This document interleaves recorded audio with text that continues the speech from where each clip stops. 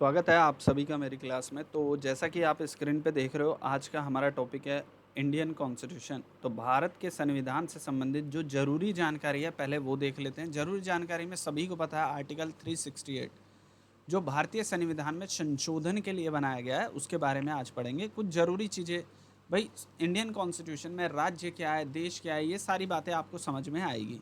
थोड़ा थोड़ा मोटा मोटा आप समझ जाएंगे कि कार्यपालिका क्या होती है, न्यायपालिका क्या किस तरीके से काम करती है, विधायिका क्या होती है, ये एक एक करके मैं आपको कवर करा दूंगा। तो छोटा छोटा करके हम थोड़े थोड़े टॉपिक करके सारा इंडियन कॉन्स्टिट्यूशन हम पढ़ लेंगे।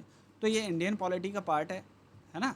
इंडियन पॉलिटी, तो सबसे ज़रूरी जानकारियाँ हैं, हम मैं उसको लेकर आया हूँ। तो सबसे पहले मैं आपको बता दूँ इंडियन कॉन्स्टिट्यूशन में क्या होता है।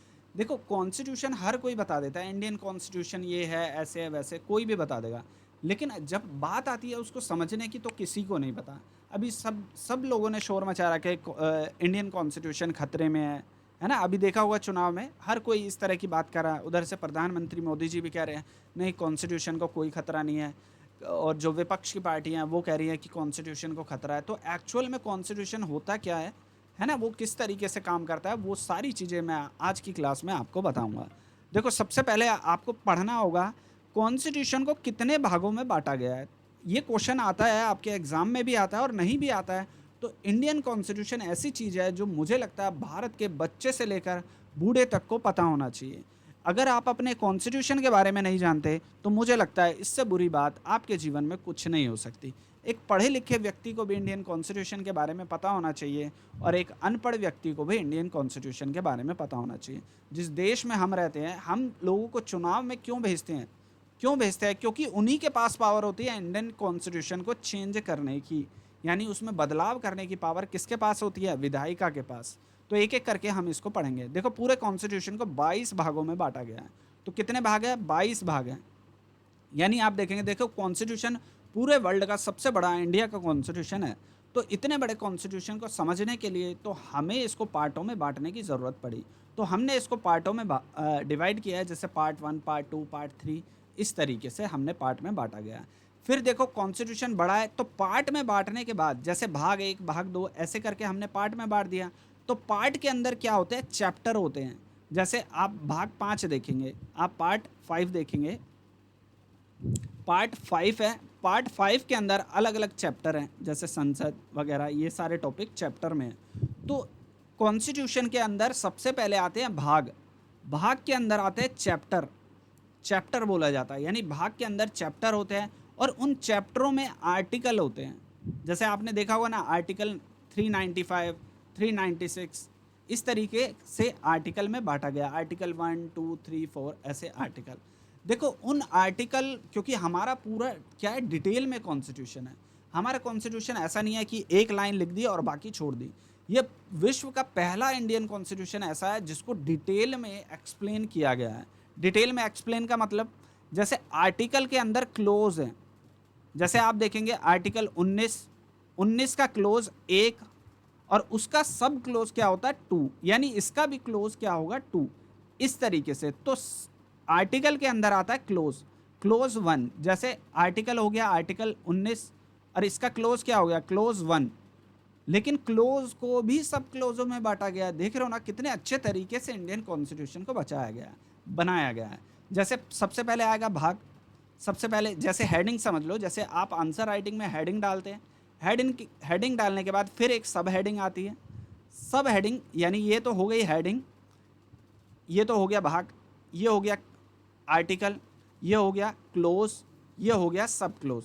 तो इसको आपने पॉइंट में बांट दिया, पॉइंट 1, पॉइंट 2, पॉइंट 3 ऐसे करके। तो सबसे पहले आपको पता लग गया कि भागों में बांटा गया, भागों के बाद चैप्टर में बांटा गया, चैप्टर के बाद आर्टिकल में बांटा गया, आर्टिकल के बाद क्लोज में बांटा गया, और क्लोज के बाद फिर सब क्लोज में बांटा गया।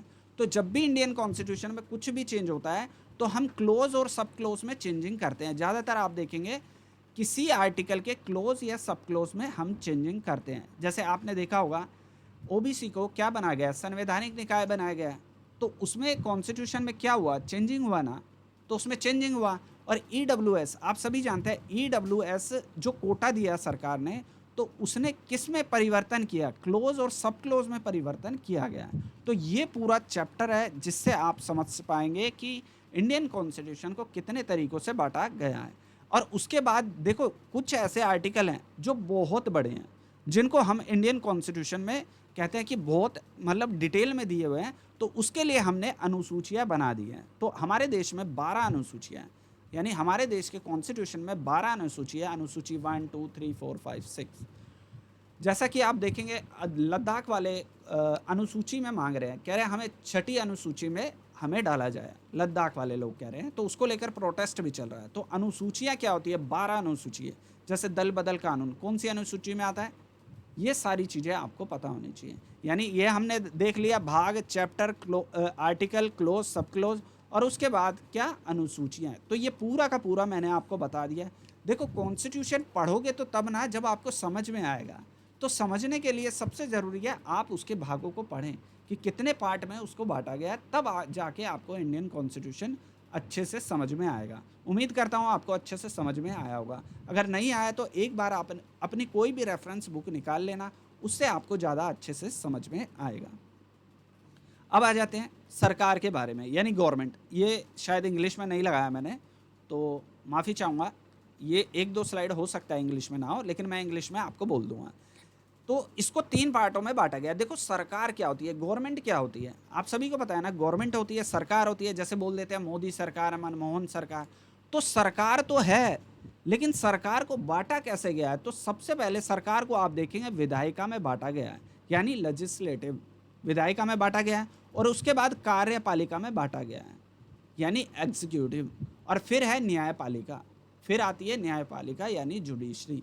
तो अब ये किस तरीके से काम करती है वो भी मैं आपको बताता हूँ। जैसे विधायिका, विधायिका का मतलब होता है जो विधायक चुन कर आते हैं। विधायक आपके क्षेत्र वाले नहीं, अभी इसके बारे में डिटेल में बताऊंगा। विधायिका से आप लोकसभा, राज्यसभा समझ सकते हैं केंद्र में, यानी लोकसभा प्लस में राज्यसभा, ये होगी विधायिका। यानी यहाँ से चुनकर जो व्यक्ति जाता है वो विधायिका में जाता है। और इसका क्या काम होता है, लोकसभा और राज्यसभा का क्या काम है, कानून बनाना। याद रखना, इसका काम है कानून बनाना। अब कार्यपालिका क्या होती है, अब कार्यपालिका देखो हर कोई बता देता है ना, कार्यपालिका के बारे में बता देता है। लेकिन कार्यपालिका 2 तरह की होती है। कौन कौन सी, एक तो होती है पॉलिटिकल कार्यपालिका, जिसमें मंत्री आते हैं, जैसे प्रधानमंत्री, रेल मंत्री, वित्त मंत्री, ये सारे मंत्री आते हैं राजनीतिक कार्यपालिका में। ये अस्थायी होती है, यानी हर 5 साल बाद बदल जाती है, और बीच में प्रधानमंत्री किसी को भी हटा भी सकता है, कोई नया मंत्री भी नियुक्त कर सकता है। तो ये उस पर डिपेंड करता है, ये फिक्स नहीं होती। हर 5 साल बाद चुनाव होगा, इस बार बीजेपी जीती है, इस बार गठबंधन आया, अगली बार कोई और आएगा। तो इस तरीके से ये बदलता रहता है हर 5 साल बाद, या बीच में भी सरकार अगर गिर जाए तो ये बदल जाता है। तो यहाँ तक आपको समझ में आया। अब कार्यपालिका की दूसरी ब्रांच किसको कहते हैं, एडमिनिस्ट्रेशन वाली ब्रांच को, यानी प्रशासनिक कार्यपालिका, जिसमें कौन आते हैं, नौकरशाही, यानी इसी में आते हैं IAS वगैरह। तो इसी में आएंगे, जो सेक्रेटरी वगैरह होते हैं वो सारे इसी में आते हैं। इसको बोलते हैं प्रशासनिक कार्यपालिका। ये स्थायी होती है, मतलब नेता लोग आएंगे 5 साल बाद चले जाएंगे, लेकिन ये परमानेंट रहते हैं, इनको तो नहीं बदलते ना। ये एक बार नौकरी पे लग गए तो ये नौकरी पे लगे रहेंगे, ये नहीं बदलेंगे। तो ये आपको पता होना चाहिए। फिर आते हैं जुडिशरी पे। अब क्या होता है, इनका काम होता है कानून बनाना। विधायिका का क्या काम है, कानून बनाना का। लेजिस्लेटिव का क्या काम है, कानून बनाना। कानून को लागू करने का काम किसका है, कार्यपालिका का, है ना। कार्यपालिका कानून लागू करने का काम करती है, यानी कि मंत्री कानून को लागू करने का काम करते हैं। और जो प्रशासनिक लोग होते हैं, जैसे IAS IPS वगैरह, ये जितने भी लोग होते हैं ये कानून को लागू करवाते हैं, है ना। जैसे लॉ एंड ऑर्डर कौन देखता है, पुलिस देखता है। और वैसे आपके ज़िले के SDM वगैरह, जो भी आपके एरिया में जो भी सरकार पॉलिसी बनाती है, सरकार कोई भी, जैसे विधायिका से कोई भी योजना बनी, कोई भी योजना, कोई भी पॉलिसी बनती है, तो इस पॉलिसी को लागू कौन करेगा, कार्यपालिका लागू करेगी। जैसे जनधन योजना, ये वाली योजना, वो वाली योजना, तो कार्यपालिका उसको लागू करती है। बनाने का काम इसका है, लागू करने का काम इसका है। अगर कोई विवाद उत्पन्न हो जाए, यानी इन दोनों में कोई विवाद उत्पन्न हो जाए, या कहीं भी कोई भी विवाद उत्पन्न हो जाए, यानी हमारे मौलिक अधिकार से रिलेटेड कोई इशू हो जाए, जैसे कि आपको बताऊंगा इलेक्टोरल बॉन्ड। सरकार ने क्या करा, इलेक्टोरल बॉन्ड का कानून बनाया, है ना, और कानून को लागू किया, कार्यपालिका ने लागू कर दिया। लेकिन इसमें क्या था, उसको अवैध घोषित कर दिया। किसने? सुप्रीम कोर्ट ने। सुप्रीम कोर्ट ने कहा यह लोगों के मौलिक अधिकारों का उल्लंघन करता है, सूचना के अधिकारों का उल्लंघन करता है। तो विवाद का निपटारा किसने किया? न्यायपालिका ने। मतलब आप देख रहे हो, कानून ये बना रहा है, लागू ये कर रहा है, और कोई भी दिक्कत आती है तो न्यायपालिका सबसे पावरफुल हो जाती है। सोच रहे हो, जिस कानून को पूरे देश की चुनी हुई सरकार ने बनाया है ना, और जिसको लागू किया कार्यपालिका ने, और उसको थोड़े ही दिनों में सुप्रीम कोर्ट ने क्या कर दिया? डिसमिस कर दिया कि ये कानून हमारे मौलिक अधिकारों का उल्लंघन करता है, यानी सूचना के अधिकारों का उल्लंघन करता है, इसलिए ये कानून अवैध रूप से बनाया गया, उसको सुप्रीम कोर्ट ने अवैध घोषित कर दिया। तो उसी दिन से वो कानून क्या हो जाता है? क्लैप्स कर जाता है, डिसमिस हो जाता है, फिर वो लागू नहीं होगा। यहाँ तक आपको समझ में आया? अब आ जाते हैं इसकी विधायिका के बारे में। जैसे आपने देखा ना, यहाँ मैंने पीछे आपको बताया विधायिका क्या होती है, यहाँ पर आपको बताया ना विधायिका। तो अब विधायिका को जान लेते हैं कितने पार्ट में विधायिका को बांटा गया है। तो जो विधायिका है, लेजिस्लेटिव है, उसको दो पार्टों में बांटा गया है। एक तो केंद्र की यानी सेंट्रल गवर्नमेंट, और एक राज्य यानी स्टेट की गवर्नमेंट। तो केंद्र में लोकसभा और राज्यसभा होती है। आप सभी को पता है, लोकसभा में डायरेक्ट हम लोगों को चुनकर भेजते हैं। जैसे अभी लोकसभा का चुनाव हुआ तो हमने डायरेक्ट वोटिंग करी, लेकिन राज्यसभा में ऐसा नहीं होता। ये लोकसभा है और ये राज्यसभा है। राज्यसभा में ऐसा नहीं होता। राज्यसभा में जो आपके राज्य के एमएलए होते हैं वो चुनकर भेजते हैं राज्यसभा के सदस्य को। आपके एमएलए वोट करते हैं। यानी आप दिल्ली में रह रहे हो तो दिल्ली में 70 एमएलए हैं, तो 70 एमएलए में तीन या चार राज्यसभा की सीटें हैं। वो एक बार मैं चेक कर लूँगा, शायद 3 ही हैं। तो 3 राज्यसभा की सीटें हैं। तो 3 राज्यसभा की सीटें कौन चुनेगा? कौन चुनेगा भाई, जल्दी बताइए? वहाँ के विधायक, यानी 70 विधायक चुनकर भेजते हैं राज्यसभा में 3 राज्यसभा के सांसदों को। ऐसा ही यूपी में होता है, ऐसा ही हरियाणा में होता है, ऐसे ही भारत के हर क्षेत्र में होता है। अब आ जाता है राज्य के बारे में। राज्य यानी कि आप अपने राज्य में रहते हैं। जैसे आप यूपी में हो, एमपी में हो, बिहार में हो, गुजरात में हो, कहीं भी हो। और दिल्ली में भी ये पैटर्न लागू होता है, लेकिन दिल्ली और पुदुचेरी को एक विशेष दर्जा दिया गया है, उसके बारे में मैं डिटेल में बताऊंगा। तो राज्य में भी 2 तरह की सरकारें होती हैं, 2 तरह के विधानसभा होती है। सरकार की बात नहीं कर रहा हूँ, 2 तरह की क्या होती है? विधानसभा होती है। एक तो विधानसभा होती है जिसमें एमएलए होते हैं, एमएलए, और एक होती है विधान परिषद। ये गिने चुने स्टेट में है। जैसे यूपी में आपको मिल जाएगी, बिहार में आपको मिल जाएगी, है ना, बिहार में आपको मिल जाएगी, और कई स्टेटों में, वेस्ट बंगाल वगैरह कई जगह है। यानी ये सभी राज्यों में नहीं है। विधायिका सभी राज्यों में है, लेकिन विधान परिषद उन राज्यों में होती है जो बहुत बड़ी जनसंख्या जिस राज्य में हो, तो वहाँ पर होती है। और इसके विधान परिषद क्या होती है इसके बारे में भी मैं डिटेल में बताऊंगा, अभी केवल आपको समझाने के लिए बता रहा हूँ। अब आपको समझ में आया, केंद्र में 2 लोकसभा राज्यसभा, और राज्य में 2 होती है विधानसभा और विधान परिषद। ज़रूरी नहीं है कि विधान परिषद सभी जगह हो। जैसे दिल्ली में विधान परिषद नहीं है, हरियाणा में विधान परिषद नहीं है, लेकिन यूपी में विधान परिषद है। तो इनका चुनाव भी बिल्कुल इसी तरीके से होता है, थोड़ा बहुत चेंज होता है। इसको जनता वोट नहीं करती है, जनता केवल एमएलए को वोट करती है। ये कैसे नियुक्त होते हैं इसके बारे में भी मैं आपको डिटेल में बताऊंगा। अब आपको समझ में आया लेजिस्लेटिव क्या होता है। अब आ जाता है कार्यपालिका। तो इसमें क्या होता है, ऐसे ही केंद्र की कार्यपालिका होती है, ऐसे ही राज्य की कार्यपालिका होती है। जैसे केंद्र में कौन होते हैं? राष्ट्रपति, उपराष्ट्रपति, प्रधानमंत्री, केंद्रीय जितने भी कैबिनेट मंत्री है, ये सब मंत्रिमंडल, ये सब आ जाता है। और राज्य में क्या आता है? राज्य में राज्यपाल होता है, राज्य का मुख्यमंत्री होता है, और राज्य का मंत्रिमंडल होता है। जैसे दिल्ली का शिक्षा मंत्री है ना, जैसे यूपी का एजुकेशन मिनिस्टर। तो हर राज्यों के अपना एक मंत्रिमंडल होता है, ऐसे ही जैसे केंद्र का होता है।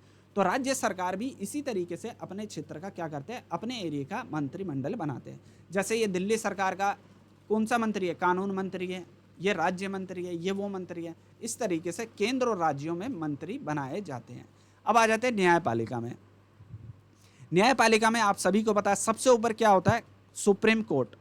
यानी जुडिशरी में आप देखें कि सबसे टॉप पे होता है सुप्रीम कोर्ट, उसके बाद होता है हाई कोर्ट। हर राज्यों का अपना हाई कोर्ट होता है।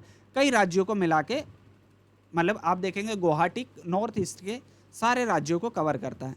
तो कई राज्यों को मिलाकर एक हाई कोर्ट भी बनाया जा सकता है। और डिस्ट्रिक्ट कोर्ट तो आप सभी के डिस्ट्रिक्ट में एक कोर्ट जरूर होता है, ये आपको पता ही है। जैसे कि आप देखेंगे दिल्ली में 30 हजारी कोर्ट है, रोहिणी कोर्ट है, इस तरह के कई सारे कोर्ट आपको देखने को मिलेंगे। इनको बोलते हैं डिस्ट्रिक्ट कोर्ट। और दिल्ली का अपना एक हाई कोर्ट है, ये आप सभी को पता है। लेकिन सुप्रीम कोर्ट पूरे भारत का एक सुप्रीम कोर्ट है, तो ये इसके नियंत्रण में चलते हैं। यानी सुप्रीम पावर किसके पास है? सुप्रीम कोर्ट के पास। अगर सुप्रीम कोर्ट कोई डिसीजन देता है तो उसको हाई कोर्ट में लगाकर आप अपने डिसीजन को बता सकते हैं कि पहले सुप्रीम कोर्ट ने ये डिसीजन दिया हुआ है, तो हम इस डिसीजन के आधार पर हाई कोर्ट में आप अपील कर सकते हैं और डिस्ट्रिक्ट कोर्ट में भी अपील कर सकते हैं। अब समझ में आया आपको लेजिस्लेटिव क्या होता है, एग्जीक्यूटिव क्या होता है और न्यायपालिका क्या होती है, यानी जुडिशरी क्या होती है। तो इस तरीके से पूरे आप देख पा रहे हैं किस तरीके से शासन व्यवस्था भारत की चलती है। अब आ जाते हैं सबसे इंपॉर्टेंट पे कि संविधान संशोधन कैसे होता है, ये आपको जानना पड़ेगा। आप देखते होंगे इंडियन कॉन्स्टिट्यूशन में ये चेंज हो रहा है, वो चेंज हो रहा है, ऐसे चेंज हो रहा है, वैसे हो रहा है। आपको सारी चीज़ें एक एक करके बताऊंगा। देखो, संविधान संशोधन बस 3 तरीकों से होते हैं, ये बात याद रखना। एक होता है साधारण बहुमत, यानी साधारण बहुमत से कोई भी कानून पास करा लिया जाता है। एक होता है विशेष बहुमत, है ना, संसद के विशेष बहुमत द्वारा। और एक होता है विशेष बहुमत के साथ साथ आधे राज्यों के विधानमंडल से भी आपको परमिशन लेनी पड़ती है।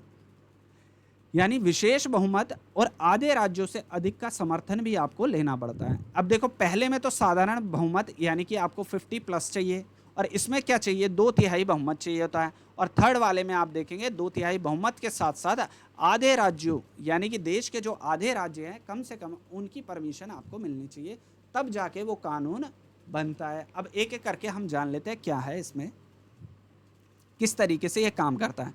तो इंडियन कॉन्स्टिट्यूशन में हम देखेंगे संशोधन कैसे होता है, संविधान में संशोधन कैसे होता है। तो संशोधन को साधारण बहुमत से, ध्यान से देखना, ये साधारण बहुमत की बात कर रहा हूँ मैं, यानी सिंपल मेजोरिटी की बात कर रहा हूँ। संविधान में कुछ उपबंध संशोधित हो सकते हैं, कह रहे कुछ हो सकते हैं। यह बहुमत प्रत्येक सदन में उपस्थित और मतदान करने द्वारा होता है, यानी कि कितने लोग उपस्थित है उन्हीं के मतदान द्वारा होता है। जितने लोग उपस्थित है उन्हीं के मतदान से लिया जाता है। तो यह संशोधन आर्टिकल 368 के तहत नहीं आते हैं। मतलब अगर जो साधारण बहुमत से कोई भी चीज़ पास की जाती है, जैसे किसी राज्य का नाम बदलना, है ना, कोई जिले को किसी राज्य में दे देना, इस तरह की कोई भी एक्टिविटी होती है वो इस अनुच्छेद में नहीं आती। मतलब उसको संविधान संशोधन नहीं बोला जाता, वो साधारण बहुमत से होता है। तो जब भी आप इंडियन कॉन्स्टिट्यूशन में देखेंगे कि संविधान संशोधन हो रहा है, कॉन्स्टिट्यूशनल अमेंडमेंट हो रहा है, तो उसमें ये काउंट नहीं होगा, साधारण संशोधन काउंट नहीं होता है। इसमें क्या होता है, विशेष राज्यों का गठन करना, यानी कोई राज्य आपको बनाना है, विधान परिषद बनानी हो, जैसे किसी राज्य में आपको विधान परिषद बनानी हो और किसी का निर्माण करना हो, इस तरह की एक्टिविटी संविधान संशोधन में नहीं आती है। होता तो वो भी संविधान संशोधन द्वारा है, लेकिन वो काउंट नहीं होता संविधान संशोधन में। अब आ जाते हैं, देखो 368, जो आर्टिकल 368 है उसमें 2 तरह के संशोधन की बात की गई है। तो 2 तरह के कौन कौन से संशोधन होता है। एक होता है विशेष बहुमत। विशेष बहुमत क्या होता है, एक एक करके आपको बताऊंगा। एक में चाहिए होता है आधे राज्य से अधिक का समर्थन, यानी कि विशेष बहुमत तो चाहिए लोकसभा राज्यसभा से, और फिर आधे राज्यों की परमिशन भी चाहिए हमें, तभी वो लागू होगा। जैसे जीएसटी हमने लागू किया तो आधे राज्यों की हमें परमिशन की ज़रूरत पड़ी, है ना। तो ये किस तरीके से होता है, एक एक करके मैं आपको इसके बारे में बताता हूँ। याद रखना, देश में कभी भी अमेंडमेंट होता है, कोई भी संशोधन होता है, वो आर्टिकल 368 के द्वारा ही होता है, ये याद रखना। अब आ जाते हैं विशेष बहुमत क्या होता है। तो विशेष बहुमत में क्या होता है, प्रत्येक संसद में उपस्थित और मतदान करने वाले, यानी जो लोग उपस्थित है और जो वोटिंग करने वाले लोग, उसमें 2/3 बहुमत, यानी 2/3 बहुमत अगर मिलेगा तभी वो माना जाएगा। 2/3 बहुमत, यानी जो उपस्थित हैं और जो मतदान कर रहे हैं उनका 2/3 चाहिए। अगर 2/3 नहीं मिलेगा तो ये संशोधन नहीं माना जाएगा। तो आपको समझ में आया, 2/3 उपस्थित और मतदान करने वाले। अब आ जाता है इसके दूसरे पार्ट में। दूसरे पार्ट में क्या होता है, प्रत्येक जो सदन होता है, यानी सदन चलते हैं ना, आपने देखा होगा ग्रीष्मकालीन सदन, ये वाला सदन, वो वाला सदन, तो 3 तरह के सदन चलते हैं पूरे साल में। तो सदन में उपस्थित और मतदान करने वाले 2/3 बहुमत जो कुल के आधे से कम ना हो, यानी कि 543 सीटें हैं ना लोकसभा में, तो इसके आधे से कम ना हो, यानी इसके आधे से कम ना हो, यानी कि कितने हो गए, ये हमारे हो गए 5 का हो गया, तो 200 250 सीटें ये हो गई, और 43 23 21, यानी 221 सीटों से कम ना हो, 221-22 सीटें से कम नहीं होना चाहिए। मतलब इतना तो आपको चाहिए ही चाहिए। इसका मतलब उपस्थित और मतदान करने वाले 2/3 का बहुमत भी चाहिए, और वो कुल के आधे से कम नहीं होना चाहिए, यानी कुल के आधे से कम नहीं होना चाहिए। समझ में आया? तो ये 2 पार्ट में इसको बांटा गया है, 2 पार्ट में। पहला तो ये 2/3 बहुमत, और 2/3 बहुमत में भी किसका चाहिए आपको, आधे से अधिक होना चाहिए। इसमें क्या होता है, जैसे सुप्रीम कोर्ट को हटाना है, सुप्रीम कोर्ट के जज को हटाना है, या प्रेसिडेंट को पद से हटाना है, तो उस समय में आपको इसकी ज़रूरत पड़ती है। 2/3 तो चाहिए और आधे से अधिक चाहिए। और कई तरह के होते हैं संशोधन, उसमें केवल 2 तरह के 2/3 चाहिए होता है। समझ में आया इतना? अब आ जाते हैं इसके सेकंड पार्ट में। सेकंड पार्ट में आधे से अधिक राज्यों की परमिशन हमें लेनी पड़ती है। अगर वो परमिशन नहीं देंगे तो वो भी कानून नहीं बनेगा। तो इसमें क्या होता है कि आपको 2/3 तो चाहिए, 2/3 तो आपको चाहिए ही चाहिए। इसके साथ साथ 50%, 50 अबव आपको क्या चाहिए, सभी राज्यों से क्या चाहिए, परमिशन चाहिए, तभी ये कानून माना जाएगा। ये संघीय ढांचे से जुड़ा होता है, ठीक है, संघीय ढांचे से जुड़ा होता है। और इसके लिए आवश्यक है कि आधे राज्यों के विधानमंडलों से, विधान परिषद से नहीं, याद रखना, विधान परिषद से नहीं, विधान मंडलों से परमिशन चाहिए होती है। और इसमें सामान्य साधारण चाहिए होता है, यानी विधानमंडल से ये पास कैसे होगा, साधारण बहुमत से, यानी कि सिंपल मेजोरिटी से विधानसभा में पास होना चाहिए, तभी यह कानून माना जाएगा। तो इसमें क्या होता है, केंद्र और राज्य के कार्यकारिणी शक्तियाँ इसमें शामिल होती है। जैसे केंद्र और राज्य या दोनों के विषय शामिल होता है। जैसे जीएसटी से संबंधित, जीएसटी को जब लागू किया गया तो केंद्र ने कानून बना दिया, 2/3 बहुमत, लोकसभा और राज्यसभा से परमिशन मिल गई। उसके बाद जब तक आधे राज्यों ने परमिशन नहीं दी तब तक जीएसटी लागू नहीं हुआ। जैसे ही आधे राज्यों की मेजोरिटी इसको मिल गई, सिंपल मेजोरिटी, उसके बाद जीएसटी पूरे देश में लागू हो गया, और देश के प्रधानमंत्री ने सिग्नेचर कर दिया, उस दिन से वो कानून लागू हो गया। आपको समझ में आया ना पूरा का पूरा? तो 368 में संशोधन की क्या प्रक्रिया है, ये मैंने आपको बता दिया। अब इसका ये प्रक्रिया होती कैसे है, अब आपको ये भी तो पता होना चाहिए कि संशोधन कैसे होगा। तो संशोधन किस तरीके से होता है, सदन में, कोई भी सदन में, कहता है संविधान के संशोधन का आरंभ संसद के किसी भी सदन में किया जा सकता है, लोकसभा राज्यसभा में, दोनों में से किसी में किया जा सकता है। तो इसके लिए विधेयक, पहले आपको विधेयक प्रस्तुत करना पड़ता है ना, और राज्य विधानमंडल में नहीं होता है, याद रखना। ये राज्य विधानमंडल में आप विधेयक नहीं ला सकते, ये केवल लोकसभा और राज्यसभा में लाया जा सकता है। विधेयक को किसी मंत्री उसको बोलते हैं जो केंद्र सरकार का मंत्री होता है, जैसे कैबिनेट मंत्री वगैरह, ये जितने भी होते हैं ये मंत्री कहलाते हैं, ये सरकारी कहलाते हैं, यानी ये गवर्नमेंट मंत्री है। और गैर सरकारी सदस्य उनको बोला जाता है जिनके पास कोई भी मंत्रालय नहीं होता। जिनके पास कोई ना कोई कैबिनेट मंत्रालय होता है उनको क्या बोला जाता है, सरकारी मंत्री। और जिन लोगों के पास कोई मंत्रालय नहीं होता तो उनको क्या बोला जाता है, गैर सरकारी सदस्य। यानी जितने भी लोकसभा में आप देखेंगे ज़्यादातर लोग गैर सरकारी सदस्य होते हैं, यानी सरकार की कोई भी मंत्रालय उनके पास नहीं होता। जो भी मंत्री होगा, जैसे कि कैबिनेट मंत्री में जैसे निर्मला सीतारमण हो गई, है ना, इस तरह के जो कैबिनेट मंत्री हैं वो सारे के सारे सरकारी मंत्री कहलाते हैं। तो सरकारी व्यक्ति और गैर सरकारी सदस्य द्वारा इनको प्रस्तुत किया जा सकता है। और सबसे इम्पोर्टेंट बात कि इसमें राष्ट्रपति की परमिशन लेने की आपको आवश्यकता नहीं पड़ती, क्योंकि कई सारे ऐसे विधेयक होते हैं, विधेयक वो होते हैं जब आप कानून बनाने के लिए संसद में कोई प्रस्ताव रखते हैं, उसको विधेयक बोलते हैं। जब वो प्रस्ताव पास हो जाता है तब उसको कानून बोला जाता है। जब तक वो कानून नहीं बनता तब तक उसको विधेयक ही पुकारा जाता है। तो इसमें हमें राष्ट्रपति की परमिशन लेने की ज़रूरत नहीं पड़ती है, कोई भी सदस्य इसको संसद के पटल पर रख सकता है। अब विधेयक को दोनों सदनों के विशेष बहुमत से पारित करना अनिवार्य होता है। अब जो भी विधेयक आप लेकर आए हो, दोनों यानी लोकसभा प्लस राज्यसभा, इन दोनों से आपको 2/3 बहुमत से पारित करना पड़ता है। और यह बहुमत संसद के कुल सदस्य संख्या के आधार पर संसद में उपस्थित 2/3 बहुमत के मतदान से होना चाहिए। ठीक है, ये मैंने आपको पहले बता दिया। प्रत्येक सदन में विधेयक को अलग अलग पारित करना अनिवार्य है। याद रखना, संयुक्त बैठक का कॉन्सेप्ट नहीं है, इसमें आपको अलग अलग पास कराना पड़ेगा। कभी आप सोच रहे हो लोकसभा और राज्यसभा को इकट्ठा बुलाकर हम कोई भी कानून पास करा लेंगे, नहीं। इनके लिए इनके बीच में सहमति होना आवश्यक होता है, क्योंकि संसदों की संयुक्त बैठक में विधेयक को पारित कराने का प्रावधान नहीं है। यानी कोई भी विधेयक आपको पारित कराना है तो संयुक्त बैठक नहीं हो सकती इसकी, तो आपको लोकसभा से और राज्यसभा से अलग अलग इसको पास कराना पड़ता है। अब आ जाते हैं, इसका अगला पॉइंट जान लेते हैं। यदि विधेयक संसद के संघीय व्यवस्था से जुड़ा हो, ध्यान से सुनना, यानी देश की संघीय व्यवस्था से जुड़ा हो। संघीय व्यवस्था आप जानते हैं, केंद्र और राज्य के बीच में शक्ति का बंटवारा।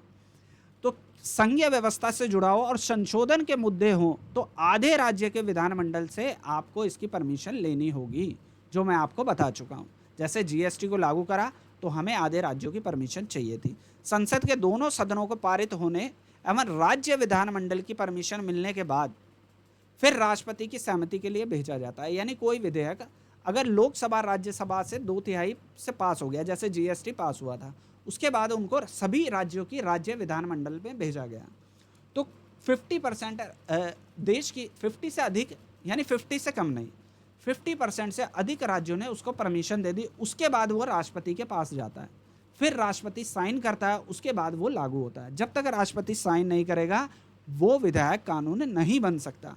कोई भी विधेयक तब तक विधेयक रहता है जब तक राष्ट्रपति उस पर साइन ना कर दे। राष्ट्रपति के साइन करते ही वो कानून बन जाता है। सबको समझ में आ रहा है अच्छे से? अगर कोई भी दिक्कत लगे आप मुझे कमेंट करके ज़रूर बता देना, इसमें कोई भी कन्फ्यूज़न होगी वो मैं आपकी दूर कर दूंगा।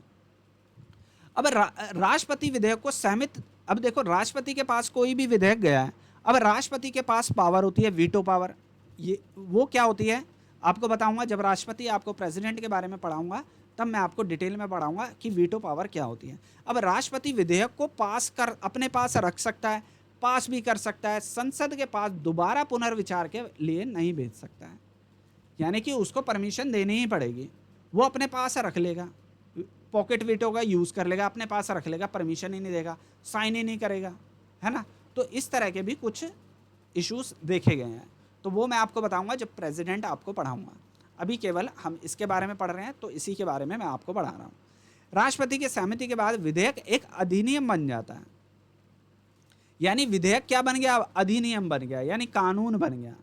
और संविधान संशोधन अधिनियम और संविधान अधिनियम इस तरह से समावेश कर लिया जाता है। यानी अभी तक वो विधेयक था, जैसे ही राष्ट्रपति उस पर सिग्नेचर कर देता है वो क्या बन जाता है? वो एक्ट बन जाता है। समझ में आया सबको? तो ये थी हमारी इंडियन पॉलिटी की क्लास, जिसमें मैंने बेसिक मुद्दे आपको समझाए किस तरीके से आप इंडियन कॉन्स्टिट्यूशन को पढ़ सकते हैं। मैंने आपको बताया भाग होते हैं, भाग के बाद चैप्टर होते हैं, चैप्टर के बाद क्लोज होते हैं, क्लोज के बाद सब क्लोज होते हैं, है ना। इस तरीके से हमारे कॉन्स्टिट्यूशन को बांटा गया और कुछ प्रमुख जानकारियाँ मैंने आपको बता दिया। अगर क्लास अच्छी लगी हो प्लीज़ लाइक सब्सक्राइब शेयर ज़रूर कर देना। आप सभी का बहुत बहुत धन्यवाद। ये सीरीज़ आगे कंटिन्यू रहेगी, इसको मैं आगे बढ़ाता रहूँगा और आपसे उम्मीद है जब भी आपको ये वीडियो मिले कमेंट करके अपनी अटेंडेंस ज़रूर लगा लेना। आप सभी का बहुत बहुत धन्यवाद। मिलते हैं अगली क्लास में।